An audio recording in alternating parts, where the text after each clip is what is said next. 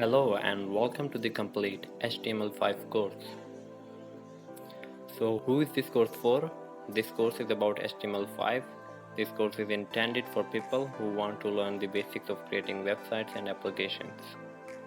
So what do I need to know to start learning HTML? You just need to know how to use a computer. In this course you will learn all the other necessary skills from scratch. Why should I learn HTML? HTML is a technology that allows you to create websites and applications. HTML is an absolute foundation in both web design and web development. The entire internet is built with HTML, so if you want to create a website, then first step is to learn HTML. It's a great way to start learning design or programming.